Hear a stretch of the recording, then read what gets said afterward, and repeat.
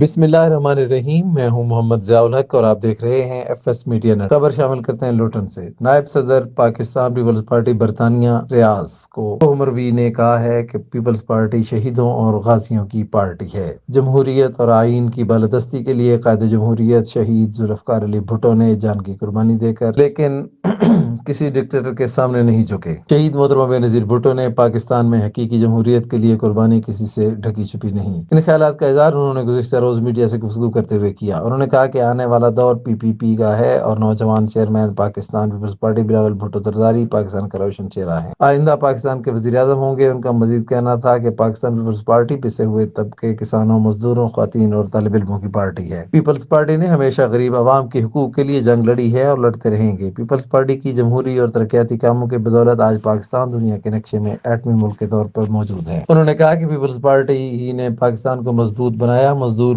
کو یونین سازی، سرکاری ملازمین کو ایسوسی ایشن کی آزادی پیپلز پارٹی کی مرہون منت ہے۔ انہوں نے کہا کہ پاکستان پیپلز پارٹی کی جڑیں عوام میں موجود ہیں اور جمہوریت کے لیے، آئین کی بالادستی اور کشمیر کی آزادی کے لیے جدوجہد کرتی رہی ہے۔ پیپلز پارٹی ہی ملک کو بحرانوں سے نکالے گی۔ صدر پاکستان آصف علی زرداری پاکستان کو درست سمت کی طرف لے کر جا رہے ہیں۔ سبسکرائب کیجیے F S media network اور دیکھتے رہیے تازہ ترین تبصرے اور